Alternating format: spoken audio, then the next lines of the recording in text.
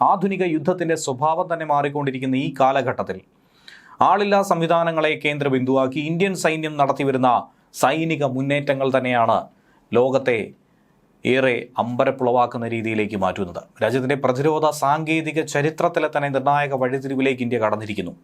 ഏതൊരു എതിരാളിക്കും, അത് ചൈന ആയിക്കൊള്ളട്ടെ, പാകിസ്ഥാൻ ആയിക്കൊള്ളട്ടെ, ഇനിയിപ്പോൾ അസ്വസ്ഥതകൾ സൃഷ്ടിക്കുന്ന ബംഗ്ലാദേശ് ആയിക്കൊള്ളട്ടെ, വളരെ വ്യക്തമായൊരു സന്ദേശം ഇതിലൂടെ നൽകിക്കഴിഞ്ഞിരിക്കുന്നു. എന്നാൽ ഇത്തരത്തിലുള്ള മുന്നേറ്റങ്ങൾ യഥാർത്ഥത്തിൽ സമാനതകളില്ലാത്ത ശക്തിയാക്കി ഇന്ത്യയെ മാറ്റുന്നുണ്ട് എന്നുള്ളത് യാഥാർത്ഥ്യമാണ്. കുറച്ച് ഉദാഹരണങ്ങൾ പറഞ്ഞു കഴിഞ്ഞാൽ, ALH അഡ്വാൻസ്ഡ് ലൈറ്റ് ഹെലികോപ്റ്റർ വികസിപ്പിക്കാൻ 30 വർഷമാണ് ഇന്ത്യ എടുത്തത്.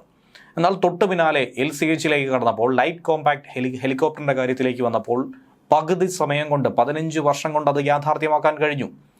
ലൈറ്റ് കോമ്പാക്ട് എയർക്രാഫ്റ്റ് പദ്ധതിയും അതിൻ്റെ തുടർച്ചയായിട്ടുള്ള LCA-2 പതിപ്പുമൊക്കെ മറ്റ് തടസ്സങ്ങൾ ഒഴിവാക്കി വളരെ വേഗത്തിൽ ഇന്ത്യ പൂർത്തീകരിക്കുന്നുണ്ട്.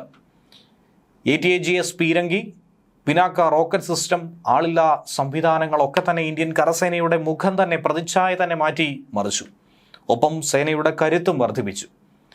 ഈ ഘട്ടത്തിലാണ് ഇന്ത്യയുടെ ശക്തിയും ദിവ്യാസ്ത്രവുമായിട്ടുള്ള ശക്തിവാൻ ഡ്രോൺ റെജിമെൻറ്റുകളെക്കുറിച്ചും ദിവ്യാസ്ത്ര ആർട്ടിലറി ബാറ്ററികളെക്കുറിച്ചും ഒക്കെ തന്നെ ഏവരും ചർച്ച ചെയ്യുന്നത്.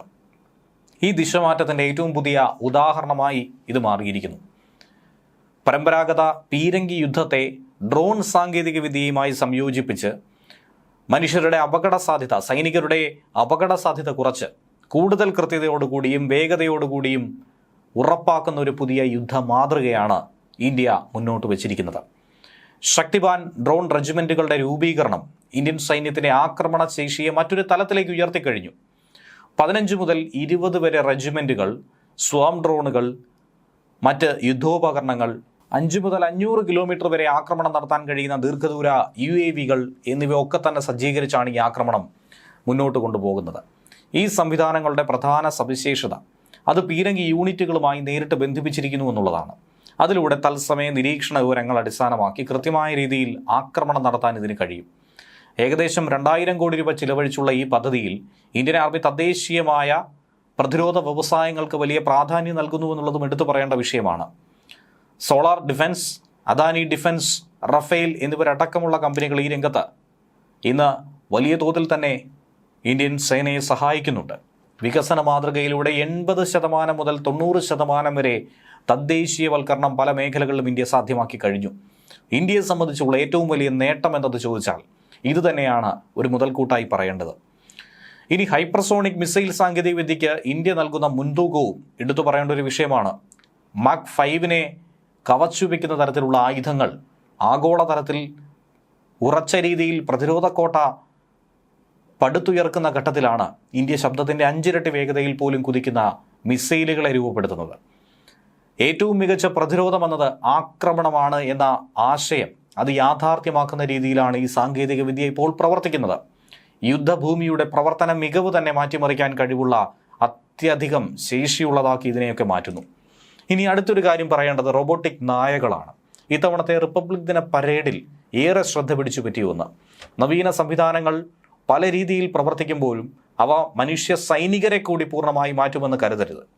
കഠിനമായ ഭൂപ്രദേശങ്ങളിൽ മനുഷ്യർക്ക് എത്തിപ്പെടാൻ ബുദ്ധിമുട്ടേറിയ സ്ഥലങ്ങളിൽ നിരീക്ഷണത്തിനും പരീക്ഷണങ്ങൾക്കും ആക്രമണങ്ങൾക്കും പോലും ഇവയുടെ സഹായം ഏറെ ഉപകാരപ്രദമായി മാറും. 2026 റിപ്പബ്ലിക് ദിന പരേഡിൽ കർത്തവ്യപഥിൽ ശക്തിവാൻ നടത്തിയ അരങ്ങേറ്റം അതേവരും കണ്ടതാണ്. ഇന്ത്യയുടെ ഭാവി യുദ്ധ സന്നദ്ധതയുടെ ഒരു ദൃശ്യാവിഷ്കാരം കൂടി അവിടെ കാണാൻ കഴിഞ്ഞു. ഉയർന്ന മൊബിലിറ്റി വാഹനങ്ങളിൽ ഘടിപ്പിച്ച സ്വാം ഡ്രോണുകൾ, ടെതേഡ് ഡ്രോൺ സിസ്റ്റങ്ങൾ, പീരങ്കികൾ, ദിശനിർണയത്തിനായി ഉപയോഗിക്കുന്ന സോൾട്ട് ഹൈബ്രിഡ് UAV എന്നിവയൊക്കെ തന്നെ ഈ പരേഡിൽ പ്രദർശിപ്പിക്കപ്പെട്ടിരുന്നു.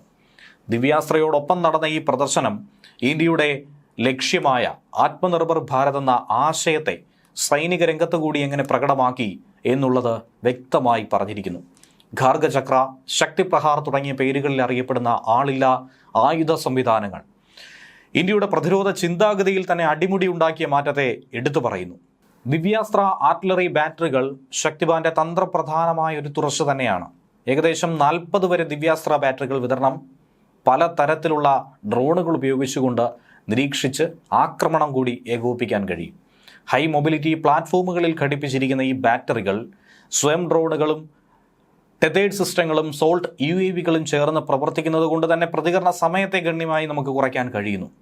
കര, വ്യോമ, ഇലക്ട്രോണിക് യുദ്ധമേഖലയിലുടനീളം മൾട്ടി ഡൊമൈൻ ഓപ്പറേഷനുകൾക്ക് പിന്തുണ കൊടുക്കാൻ കഴിയുന്ന ഒരു സംവിധാനം. ഒരു നെറ്റ്വർക്ക് കേന്ദ്രീകൃത യുദ്ധമാക്കി ഇതിനെ മാറ്റും. ശക്തിബനും ദിവ്യാസ്ത്രയും ചേർന്നുകൊണ്ട് ഇന്ത്യയെ ഡ്രോൺ ആധിപത്യത്തിലേക്ക് നയിക്കുന്നു. 100,000-ലധികം പരിശീലനം കിട്ടിയ സൈനികർ ഈ സംവിധാനങ്ങൾ കൈകാര്യം ചെയ്യുന്നു. ശക്തിബാൻ സ്കെയിലബിൾ ദീർഘദൂര ആക്രമണങ്ങളിൽ ശ്രദ്ധ കേന്ദ്രീകരിക്കുമ്പോൾ ദിവ്യാസ്ത്ര തത്സമയ നിയന്ത്രണത്തിലൂടെയും കൃത്യമായ ലക്ഷ്യനിർണ്ണയത്തിലൂടെയും പീരങ്കി യുദ്ധത്തെ കൂടുതൽ ഫലപ്രദമായി അവതരിപ്പിക്കും. നിരീക്ഷണത്തിൽ നിന്നും ആക്രമണത്തിലേക്ക് സീംലെസ് ആയിട്ടുള്ളൊരു മാറ്റം. ഇന്ത്യൻ സൈന്യത്തിൻ്റെ അടുത്ത നീക്കം ഇങ്ങനെ തന്നെയാണ്. ഓപ്പറേഷൻ സിന്ദൂറിന് പിറകെയുള്ള അനുഭവങ്ങൾ ഇന്ത്യയെ കൂടുതൽ പഠിപ്പിച്ചു പാഠങ്ങൾ. ആൻറ്റി ഡ്രോൺ സാങ്കേതികവിദ്യയിൽ കൂടുതൽ ശ്രദ്ധ പതിപ്പിക്കണം, കേന്ദ്രീകരിക്കണമെന്ന് ഇന്ത്യയെ പ്രേരിപ്പിച്ചു. തദ്ദേശീയമായി വികസിപ്പിച്ചെടുത്ത ഭാർഗവാസ്ത്ര പോലുള്ള സംവിധാനങ്ങൾ ഏറെ പ്രതീക്ഷ നൽകുന്നുവെങ്കിൽ പോലും ഡ്രോൺ സ്വാമാക്രമണങ്ങളെ നേരിടാൻ കൂടുതൽ നവീകരിക്കേണ്ടതായിട്ടുണ്ട്. 100 കണക്കിന് 500 കണക്കിന് ഡ്രോണുകൾ പാഞ്ഞെടുക്കുമ്പോൾ അവയെ കൃത്യമായി തിരിച്ചറിയാനും വെടിവെച്ചിടാനും ഒരു ഡ്രോണിന് പോലും നുഴഞ്ഞു കയറാൻ കഴിയാത്ത രീതിയിലുള്ള ആക്രമണം തന്നെയാണ് നാം നടത്തേണ്ടത്. ITBP, BSF തുടങ്ങിയ അതിർത്തി സേനകളുടെ നെറ്റ്വർക്കുകൾ കരസേനയുമായും വ്യോമസേനയുമായും സംയോജിപ്പിക്കണം. അതിനു വേണ്ടിയിട്ടുള്ള AI സെൻസറുകൾ, ഹാർഡ് കിൽ ആയുധങ്ങൾ, മിലിറ്ററി ആളില്ല ട്രാഫിക് മാനേജ്മെൻറ്റ് എന്നിവ ചേർന്ന ഒരു സമഗ്ര സമീപനം ഇതുതന്നെയാണ് ലക്ഷ്യമിടുന്നത്. AIയുടെ പങ്ക് സൈനിക രംഗത്തേറെ നിർണായകമായി മാറുന്നുണ്ട്. അതുതന്നെയാണ് കൂടുതൽ ഉപയോഗപ്പെടുത്താനായി ഇനി തീരുമാനിച്ചിരിക്കുന്നത്.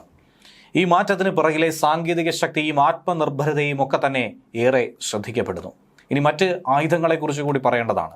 ഹാരോപ്പ്, മിനി ഹാർപ്പി, പീസ് കീപ്പർ അതായത് ATS എക്സ്റ്റൻഡഡ് റേഞ്ച്, ATSൻ്റെ മീഡിയം റേഞ്ച്, സ്കൈ സ്ട്രൈക്കർ തുടങ്ങിയ ആകാശ യുദ്ധോപകരണങ്ങളൊക്കെ ഇന്ത്യൻ സൈന്യത്തിൻ്റെ പ്രഹരശേഷി കൂടുതൽ കടുപ്പിക്കുന്നു, ആഴത്തിലുള്ളതാക്കി മാറ്റുന്നു.